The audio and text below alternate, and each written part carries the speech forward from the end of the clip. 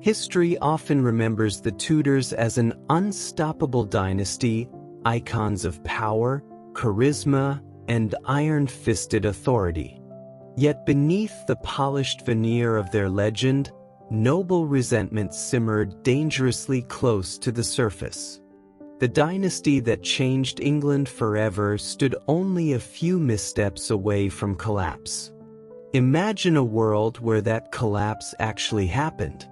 A world where Henry VIII never ascended the throne, where Elizabeth I's golden age never dawned, where the Tudor myth was shattered before it fully formed. This is not just a different timeline, this is a different England. In this alternate scenario, we explore the moment nobles could have overthrown the Tudors, whether during Henry VII's fragile claim, Henry VIII's early reign, or the chaotic minority of Edward VI. Each point offers a realistic spark for rebellion. Now, we step into a high-stakes reimagining of history, one where England, Europe, religion, and empire evolve without the Tudor Revolution. History often remembers the Tudors as an unshakable force, kings and queens who reshaped England with sheer will. But beneath the confident portraits and royal propaganda, the dynasty's foundations were anything but firm. In truth, the Tudors wore crowns, but their thrones stood on shaking ground. Their rise to power was precarious, their legitimacy questioned, and their enemies numerous. The image of unstoppable Tudor supremacy was crafted later. At the time, nothing felt secure. When Henry VII seized the throne in 1485, his claim was threadbare. He was a Lancastrian with a weak bloodline, exiled for years, returning only with foreign funds and luck on the battlefield. Many English nobles saw him as an outsider, an upstart with no right to rule. Yorkist loyalists, still bitter after the Wars of the Roses, viewed him as a temporary obstacle rather than a true king.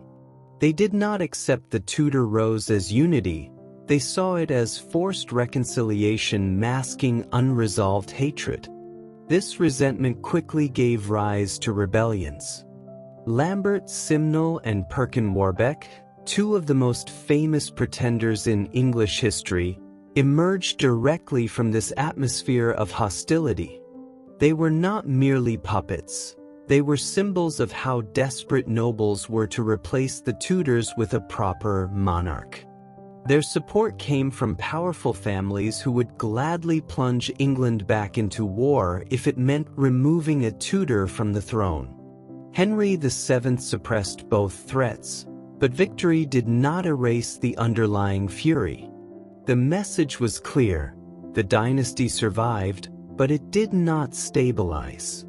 Even more dangerous was Henry VII's determination to centralize authority. He stripped power from nobles, taxed them heavily, and built systems, like the Star Chamber, that punished aristocratic independence. To commoners, this looked like order. To noble families who had ruled their lands for centuries, this looked like tyranny. They quietly resented the erosion of their influence, waiting for the day a weak Tudor heir would give them the chance to strike back. That weakness arrived sooner than expected. Henry VIII's accession in 1509 initially seemed like the beginning of a glorious era, but his early reign intensified noble discontent. Henry's hunger for war drained the treasury. His reliance on low-born advisors insulted the aristocracy. His erratic decision-making, especially during his later years, created fear rather than loyalty. Executions of nobles, Buckingham, the Poles, and others sent a chilling message. The Tudors were not only outsiders, they were dangerous outsiders willing to annihilate ancient families to protect their throne. By the time Henry VIII's tyranny peaked, England was ripe for rebellion. Noble houses remembered their lost power, their lost autonomy, and the blood they shed in the civil wars. All they needed was one moment of vulnerability, a succession crisis, a failed marriage alliance, a disputed heir, and the dynasty could crumble. This reveals a truth often overshadowed by Tudor legend. They were never secure giants. They were vulnerable rulers surrounded by ambitious families who believed they were the rightful stewards of England. And now that the cracks are clear, the question becomes not whether rebellion was possible, but how a rebellion could finally succeed. How the nobles could have toppled the Tudors begins with one core contrast. While the Tudors relied on fear, propaganda, and the illusion of divine authority, the nobles relied on something far more tangible: ancient bloodlines, private armies, and sprawling aristocratic networks. This imbalance sets the stage for a chilling thought. And then comes the moment history never allowed, the strike that ends a dynasty. The first overthrow path is scenario: Henry VII overthrown early. Henry VII's reign begins weak, with Yorkist resentment festering everywhere. In this world, the nobles decide that the Wars of the Roses are not finished. Yorkist resurgence rises again as England's great families rally around a legitimate Yorkist heir. Pretenders like Simnel or Warbeck don't collapse, they grow. Nobles from the North and Midlands throw in their support, while Margaret of Burgundy coordinates foreign backing. Europe supports anti-Tudor factions, eager to control England's throne from afar. A single lost battle at Stoke or during Warbeck's campaign is enough. Henry VII is captured or killed, and the nobles proudly restore a Plantagenet. The Tudor dynasty ends before it even has the chance to become legend. Next comes scenario B: Henry VIII overthrown by angry nobles. Unlike his cautious father, Henry VIII lights fires everywhere. Overtaxation bleeds the nobility dry.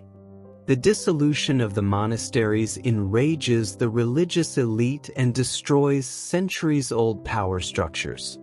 And rebellions like the Pilgrimage of Grace nearly succeed in real history. In this alternate timeline, they do. Instead of allowing themselves to be tricked into standing down, the nobles march south with purpose. The northern lords unite under one command, declaring Henry VIII unfit to rule. When key noble houses in the south defect, Henry's government collapses. The rebels capture Henry VIII, not to kill him, but to force abdication. A new noble-backed monarch replaces him, possibly a Yorkist descendant or even an alternate Tudor cousin more compliant to aristocratic interests. Then comes scenario C: Edward VI's regency collapses. A boy king means one thing: opportunity.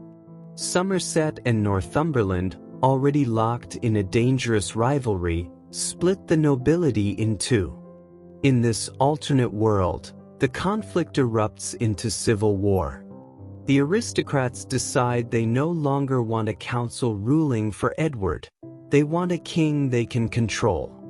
Nobles install their own puppet monarch, someone pliable and safe. Mary and Elizabeth are removed from the succession entirely to prevent future religious or political turmoil. A noble coalition declares the Tudor line illegitimate and ends it once and for all. These scenarios show exactly how nobles, Yorkist loyalists, religious traditionalists, or foreign-backed conspirators, could execute a successful coup. As the dynasty falls, the question shifts naturally from how the Tudors die to what rises in the vacuum they leave behind. England under a restored noble coalition begins with a powerful contrast. The Tudors built a centralized monarchy where the kings will dominated every corner of the realm, but once they fall, England shifts into something entirely different. Instead of one commanding crown, the kingdom becomes a landscape ruled by many hands. In this alternative timeline, nobles rewrite the monarchy itself into a shared power system. Rather than a strong monarch like Henry VIII asserting royal authority, the nobles craft a structure where they hold the real influence. A weak king, or even a puppet king, is placed on the throne, a symbolic figure whose legitimacy prevents chaos while a powerful noble council makes decisions behind the scenes. This council becomes the true government, operating like a permanent regency even when the king is an adult. Because the Tudors' religious revolution never happens, England's spiritual landscape transforms as well. There is no English Reformation under Henry VIII, or at best, a delayed, fractured version led by competing aristocratic factions. The church remains powerful, wealthy, and deeply woven into politics. Monasteries remain intact, bishops hold political influence, and religious unity under Rome persists far longer than in real history. Without the dissolution of the monasteries, nobles immediately reclaim lands Henry VIII once seized, dramatically enriching old families and restoring medieval power balances. This leads directly to the rise of regional superfamilies. Without the Tudor suppression of aristocratic independence, powerful lineages like the Percys, Nevilles, Howards, and Poles dominate entire regions once again.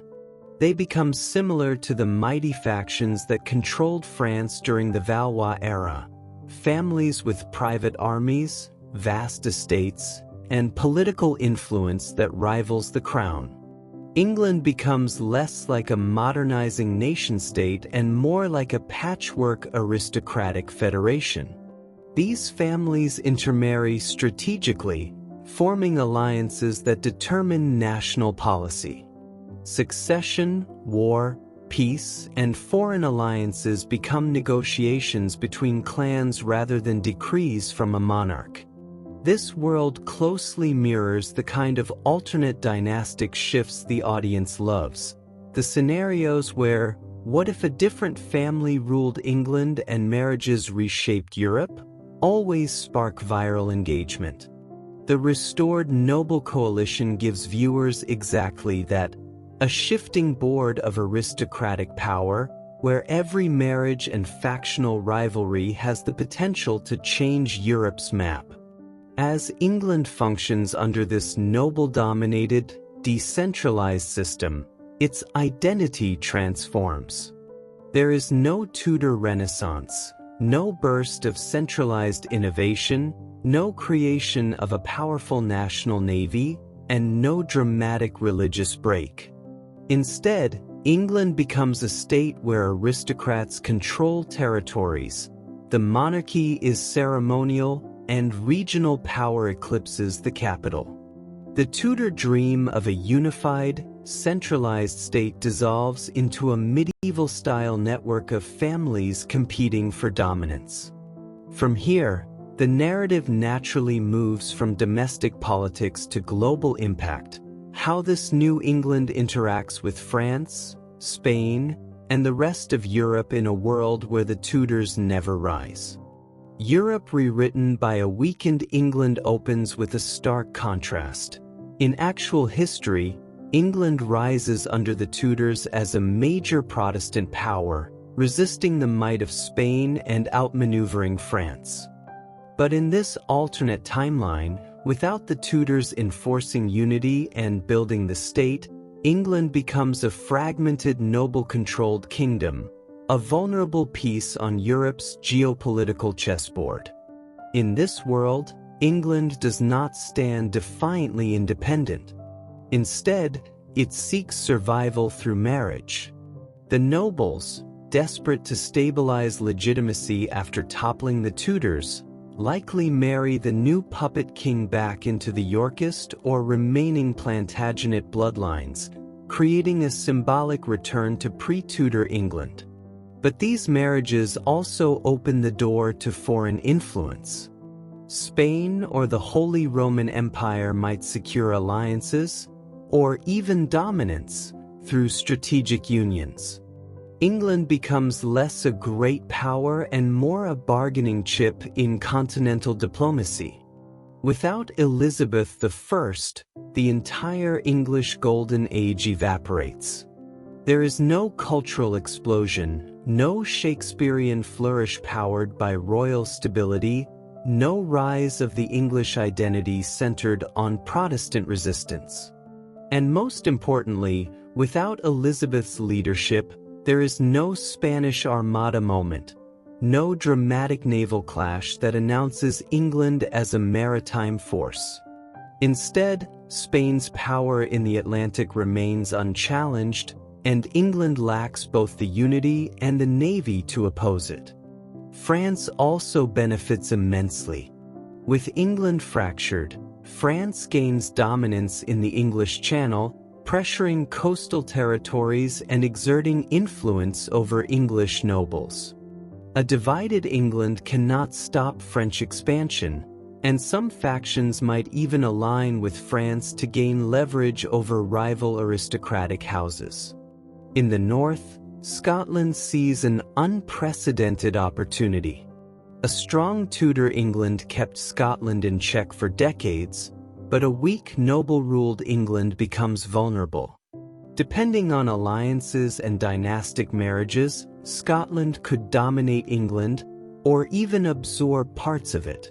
The Stuart dynasty might merge the crowns a century earlier, but under Scottish, not English, leadership. Meanwhile, Ireland becomes far more resistant to English rule.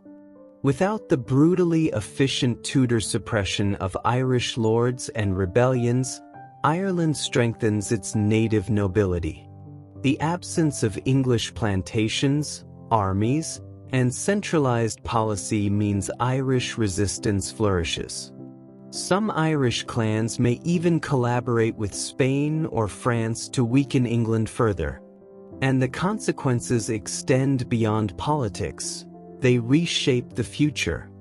Naval power never develops in this alternate England. There is no strong centralized state to fund shipyards, no Protestant nationalism to justify overseas expansion, and no figures like Sir Francis Drake to terrorize Spanish coasts.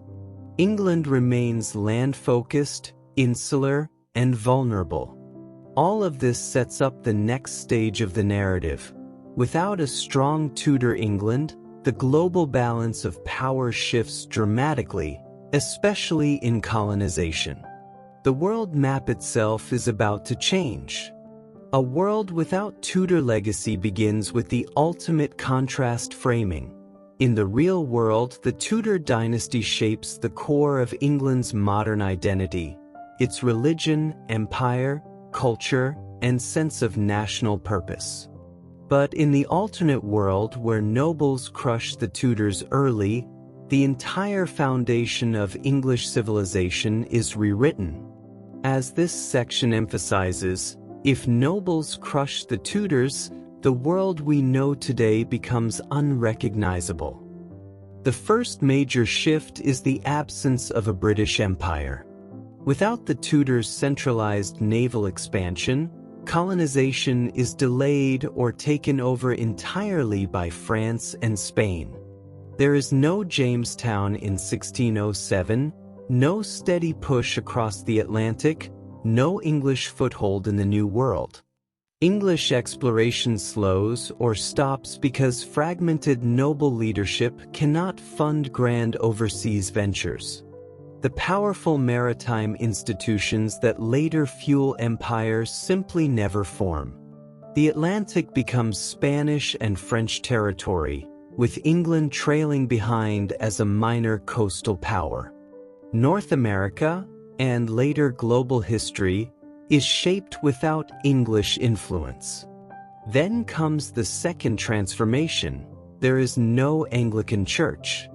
Without Henry VIII's break from Rome, there is no Church of England, no Protestant identity, and no ideological divide that pushes England to modernize independently. Catholic dominance remains intact.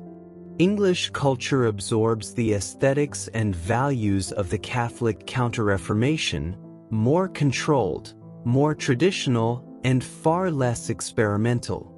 Monasteries stay rich and powerful. Bishops hold immense political reach. Religion becomes a stabilizing force that ties England more closely to Spain, France, and Rome instead of setting it apart. Next is the cultural impact. No Shakespearean Golden Age. The Tudor patronage system, the royal courts, noble sponsors, and cultural competition that fueled literature collapses under the decentralized noble regime. Without Elizabeth I's structured cultural investment, playwrights and scholars lack the protection and funding to flourish. Shakespeare, Marlowe, Spencer, and an entire generation of intellectuals either never rise or produce radically different works shaped by Catholic oversight. The English Renaissance becomes muted, overshadowed by Italian and Spanish influence. English becomes a less influential literary language, and the cultural renaissance that shaped modern Western storytelling simply never happens. Finally, the long-term fate of this alternate England reveals the most dramatic consequences. Instead of evolving into a global empire and superpower, England becomes a secondary European state. A kingdom ruled by aristocratic factions, weak monarchs, and foreign marriages cannot match the state-building power of the Tudors. Over time, England might even be absorbed into a larger political union, perhaps through a Spanish marriage contract, a Scottish dynastic merger, or ties to the Holy Roman Empire. England's modern independence, confidence, and global reach fade into a future defined by foreign influence and regional subordination. What this alternate world tells us about the fragility of history, and how easily the world we know could have vanished without the Tudors. The Tudors seem mighty when we look back, but in truth, their dynasty stood only one rebellion away from total collapse. Their triumph was not inevitable. It was a narrow escape from the chaos constantly lurking beneath their throne. As the narrative reminds us, the story of England could have been written not by one family, but by the many who almost destroyed them. This closing reflection ties together the uprising scenario, showing how nobles could have toppled the Tudors and replaced them with a fragmented coalition. It revisits the sweeping political, religious, and global ripple effects. No Anglican Church, no British Empire, no Golden Age, and an England vulnerable to Europe's ambitions. And the final thought lands with unmistakable weight. In the end, the Tudors survived. But history is never guaranteed, and one noble uprising could have erased their legend forever.